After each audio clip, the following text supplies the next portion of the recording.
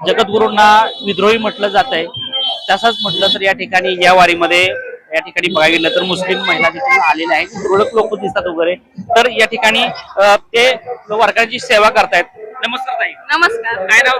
Hasina Dange, Mrs Hasina Dange, Hasina Salim Dange. मग आता हे तुम्ही किती वर्षापासून करताय?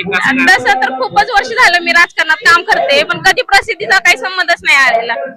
तसे बरेच संघटनेत काम केलेले, 2-4 संघटनेत काम केलेले, पण आता शिंदे साहेबांच्या आशीर्वादाने मी त्यांच्यात प्रवेश केला. आता 2 वर्ष झाले, पण अजून काय एवढं कुठं काम करण्याचा संबंध नाही आला. पण दरवर्षी वारकऱ्यांसाठी या पालखीसाठी आम्ही सहभागी होतोय, कारण एक श्रद्धा असते कुठेतरी, तुमची म्हणा आमची म्हणा, पण त्या श्रद्धेला कुणाला धक्का नाही लागावा त्या हिशोबाने आम्ही सहकार्य करायला उभा राहतो.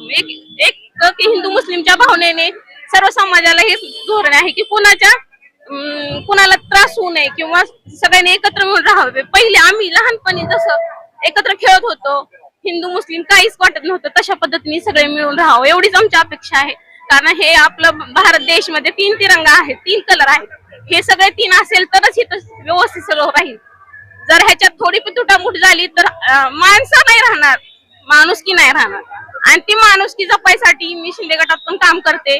तुमच्या म्हणजे सर्व समाजात माझा बी हातभार लागावा, आपल्या समाजासाठी या आमच्या समाजासाठी, यासाठी मी काम करण्याचा प्रयत्न करते. अगोदर तुम्ही सेवा करायचा का या गटामध्ये आल्यानंतर? नाही, आधी पण केलेत. मी ठाकरे गटात शहराध्यक्ष म्हणून होते 3 वर्ष. त्यानंतर मग मी थोड्या अडचणी काही प्रॉब्लेम असतात आयुष्यात, त्याचा समाधान न नसल्यामुळे मला ह्याच्यात प्रवेश मिळाला. मी इथं शिंदे गटात प्रवेश केला. काय वाटतं शिंदे गटात प्रवेश केल्यानंतर काय काम काम तर त्यांची भरपूर आहेत, कारण सर्वसामान्यांना कामं महत्वाची आयुष्यात, लोकांना गरज आहे छोट्या छोट्या गोष्टींची, किंवा पाठिंबा असणं हे खूप महत्वाचं आहे. म्हणजे असं नाही की पैशाचा पाठिंबा, एक सपोर्टिंग सिस्टम जिथे आहे ना तिथं कामं होते, आणि कामं जिथं होते तिथं आपल्याला भाग घेणं महत्वाचं आहे. असं नाही की जातीवाद बघून तिथं थांबणे, एक जागेवरती थांबणं ते नाही, चुकीचं आहे ते. कारण जिथं आपल्याला फायदा होईल ना तिथं जाऊन पुढे सरकणं खूप जरुरी आहे. कारण हिंदू मुस्लिम भागात बसले तर पुढे काम होणार नाही.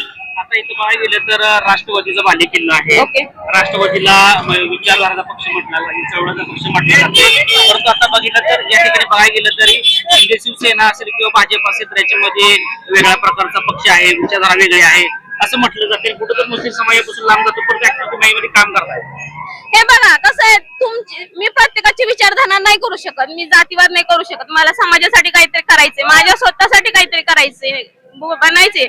आपल्या बारामतीत जसे दादांनी काम केलं तसं मला पण काहीतरी करायचंय, छोट्या छोट्या लोकांसाठी करायचंय. कारण कसं असतं की माझ्यासारखे सर्वसामान्य लोक आहे ना पुढे नाही जाऊ शकत.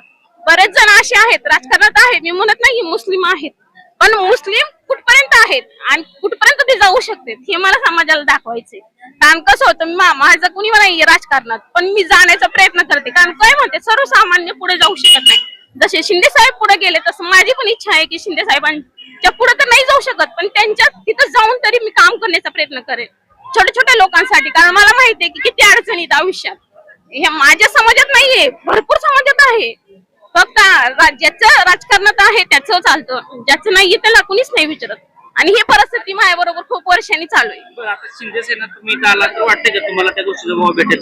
नाही, एक शेवटी कसं प्रयत्न तिथं परमेश्वर, मी प्रयत्न करते, कुठेतरी फळ मिळेल अशी अपेक्षा ठेवते. असं नाही म्हणत मी मला तिथंच प्रोत्साहन मिळेल, पण माझी कोशिश प्रयत्न नेहमी असेल की मला काहीतरी फळ, आणि मी दुसऱ्याला देण्याचा प्रयत्न करेल. बऱ्यापैकी तर इथं जास्त प्रमाणात मुस्लिम दिसत नाहीये आणि वेगळं वातावरण होतंय वगैरे, याच्यावर काय म्हणाल ताई?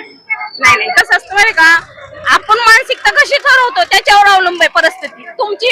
मी जर समजले मी मुस्लिम आहे, मी तुमच्या बरोबर काम नाही करू शकत, हे आपली मानसिकता चुकीची.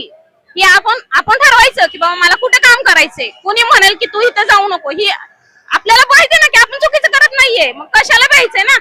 चुकीच्या गोष्टीला आपण साथ देणारच नाही ना कधी.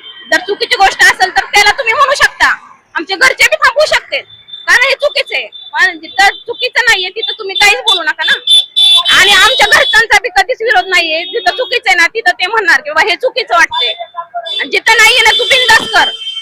असं गोष्ट नाहीये की मला, आणि शिंदे साहेबांच्या झाल्यापासून तर जास्त डेअरिंग आहे की बाबा मला पुढचं काहीतरी विचार करून करायचंय. समाजाला काय संदेश द्याल फक्त एवढंच की जसे आपण 25 वर्षापूर्वी किंवा 10 वर्षापूर्वी आपल्या मुलांना आपण स्वतः एकत्र राहून राहिलो, तसं सर्व समाजांनी आपल्या छोट्या मुलांसाठी विचार करावा आणि एकत्र राहावं. कारण समाज हे आपण नसलो तरी समाज राहणार आहे, आणि समाज आणि आपण नसो, आपली पिढी नसली तरी पुढचं ते आयुष्य वाढतच जाणार आहे.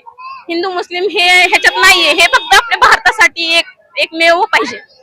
कारण ते आपल्याला आयुष्यभर वंदे मातरम म्हणायचंय आपल्याला, कारण एकत्र राहायचंय आपल्याला. म्हणून मी म्हणते की सगळ्यांनी अशाच पद्धतीने एकत्र राहावे, आणि जे सर्वसामान्य लोक आहेत ज्याचं राजकारणात काही संदेश नाही तर त्यांना सहकार्य करा. हो, तुम्ही त्यांना सहकार्य करा, एवढीच माझी विनंती. जय महाराष्ट्र.